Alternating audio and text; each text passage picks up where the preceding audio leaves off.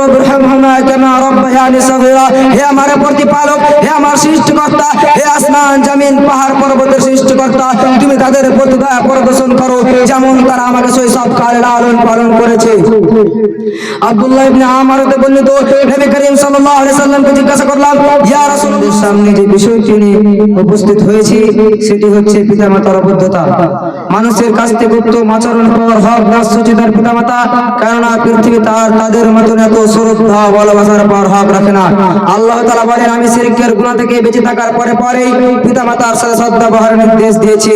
এবং আল্লাহ তাআলা বলেন, যারা তাদের অনুগত হবে না তারাই হবে ক্ষতিগ্রস্ত।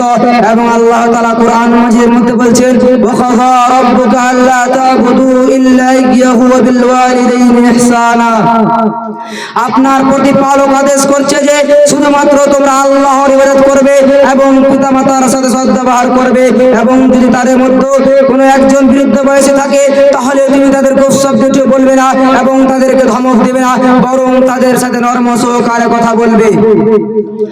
আল্লাহ তাআলা বলেন, আমি মানুষকে তার পিতামাতার সাথে সদ্ব্যবহারের নির্দেশ দিয়েছি, কেননা তার মাতা তাকে কষ্টের পর কষ্টে গর্ভে ধারণ করেছে এবং 2 বছর দুধ পান করিয়েছে। আল্লাহ তাআলা বলেন, কাজে আমার শুকরিয়া আদায় করো এবং পিতামাতার কৃতজ্ঞতা আদায় করো এবং এই দোয়াটি পাঠ করো, ওয়াকুর রব্বি রহমহুমা কামা রাব্বায়ানি সগীরা। হে আমার প্রতিপালক, হে আমার সৃষ্টিকর্তা, হে আসমান জমিন পাহাড় পর্বতের সৃষ্টিকর্তা, তুমি তাদের প্রতি দয়া প্রদর্শন করো যেমন তারা আমাকে শৈশবকালে লালন পালন করেছে। আব্দুল্লাহ ইবনে আমর হতে বর্ণিত, নবী করিম সাল্লাল্লাহু আলাইহি সাল্লামকে জিজ্ঞাসা করলাম, ইয়া রাসূলুল্লাহ সাল্লাল্লাহু আলাইহি ওয়াসাল্লাম, আল্লাহর পক্ষে সবচেয়ে পছন্দের আমল কি? নবী করিম সাল্লাল্লাহু আলাইহি সাল্লাম বললেন, আসসালাতু আলা ওয়াক্তিহা, তুমি সময় মতন সালাত আদায় করো। রাসূলুল্লাহ সাল্লাল্লাহু আলাইহি ওয়াসাল্লাম, আল্লাহর পক্ষে সবচেয়ে পছন্দের আমল কি? নবী করিম সাল্লাল্লাহু আলাইহি সাল্লাম বললেন, আসসালাতু আলা ওয়াক্তিহা, তুমি সময় মতন সালাত আদায় করো। আবার জিজ্ঞাসা করলাম, তারপরে কি? নবী করিম সাল্লাল্লাহু আলাইহি সাল্লাম বললেন, তারপরে সুন্নাতুল ওয়ালিদ, তারপরে তুমি তোমার পিতামাতার সাথে সদ্ব্যবহার করো। আব্দুল্লাহ ইবনে আমর রাদিয়াল্লাহু বর্ণিত, নবী করিম সাল্লাল্লাহু আলাইহি সাল্লামের নিকটে এক সাহাবী এসে বলছেন, ইয়া রাসূলুল্লাহ সাল্লাল্লাহু আলাইহি সাল্লাম, আমি আল্লাহর পথে জিহাদ করব। নবী করিম সাল্লাল্লাহু আলাইহি সাল্লাম বললেন, তোমার কি পিতামাতা আছে? লোকটি বলল, নাম, হ্যাঁ আমার পিতামাতা আছে। নবী করিম সাল্লাল্লাহু আলাইহি সাল্লাম বললেন, যাও তুমি তোমার পিতামাতার ব্যাপারে জিহাদ করো অথচ তাদের সেবা যত্ন করো। আব্দুল্লাহ ইবনে আমর হতে বর্ণিত, নবী করিম সাল্লাল্লাহু আলাইহি সাল্লাম বললেন, সবচেয়ে বড় পাপ হচ্ছে পিতামাতাকে অভিশাপ করা। জিজ্ঞাসা করা হলো, ইয়া রাসূলুল্লাহ সাল্লাল্লাহু আলাইহি ওয়াসাল্লাম, মানুষ কিভাবে পিতামাতার সাথে অভিশাপ করে? নবী করিম সাল্লাল্লাহু আলাইহি সাল্লাম বললেন, কেউ যদি কারোর পিতামাতাকে গালি দেয়, সে কারোর পিতামাতাকে গালি দেয় না, সে নিজেরই পিতামাতাকে গালি দেয়।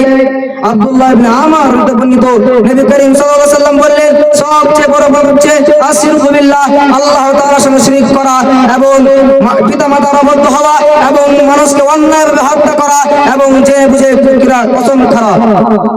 মাওজা পর্যন্ত বর্ণিত, নবী করিম সাল্লাল্লাহু আলাইহি সাল্লাম আমাকে 10 খানা উপদেশ দিলেন এবং বললেন, নাম্বার 1, লা তাশরিকু বিল্লাহ শাইআও, তুমি আল্লাহ তাআলার সঙ্গে কাউকে শিরক করবে না। যদিও তোমাকে মেরে ফেলা দেওয়া হয় কিংবা জ্বালিয়ে দেওয়া হয় কিংবা নদীতে ভাসিয়ে দেওয়া হয়, তবুও তুমি আল্লাহ তাআলার সঙ্গে কাউকে শিরক করবে না। নাম্বার 2, এবং হুকুকুল ওয়ালিদ, তুমি তোমার পিতামাতার অবাধ্য হবে না। যদিও তারা তোমাকে বাড়ি ছাড়া করে কিংবা মাল দৌলত থেকে আলাদা করে দেয়, তবুও তুমি তোমার পিতামাতার অবাধ্য হবে না। নাম্বার 3, কখনো ফজর সালাত ত্যাগ করবে না। নাম্বার 4, কখনো মদ পান করবেন না, কারণ মদ হচ্ছে সবচেয়ে অশ্লীলতার মূল। নাম্বার 5, সাবধান, পাপ হতে বেঁচে থাকবে। নাম্বার 6, কখনো জিহাদের ময়দান হতে পালিয়ে আসবে না। যদিও সমস্ত মানুষ ধ্বংস হয়ে যায় আর সেখান থেকে তুমি পালিয়ে যাবে না। নাম্বার 7, যদি মানুষের মধ্যে মহামারী দেখা দেয় আর সেখানে তুমি যদি থাকো সেখানে অবস্থান করবে, সেখান থেকে মরণের ভয়ে পালিয়ে যাবে না। নাম্বার 8, এবং তুমি তোমার পরিবারের তোমার সামর্থ্য অনুযায়ী তোমার পরিবারের জন্য ব্যয় করো, বেওয়াজা কারণে তুমি তাদেরকে কষ্ট দেবে না।